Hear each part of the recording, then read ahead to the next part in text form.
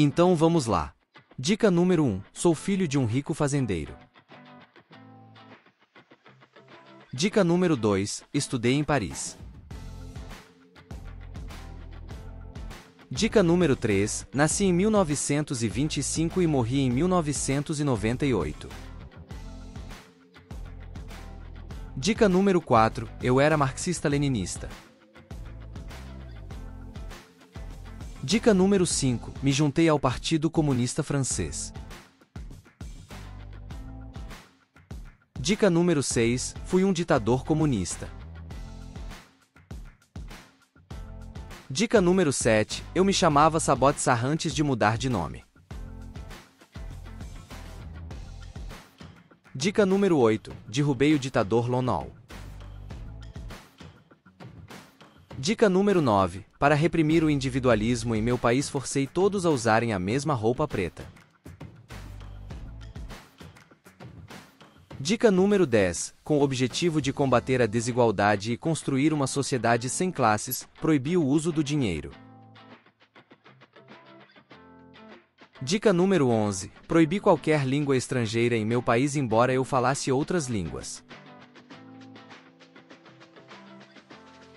Dica número 12. Proibi a religião. Dica número 13. Exterminei 25% da população de meu país. Dica número 14. Tentei implementar uma utopia agrária em meu país, coletivizando todas as propriedades rurais, o que foi um fracasso total, resultando em fome, morte, escravidão e miséria. Dica número 15. Apoiei o Vietnã do Norte contra o Vietnã do Sul, que era apoiado pelos Estados Unidos. Dica número 16. Entrei em guerra contra o Vietnã em 1978.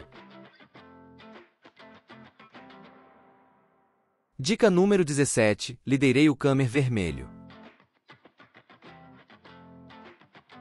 Dica número 18. Fui o primeiro-ministro do Kampuchea Democrático. Dica número 19. Sou cambojano.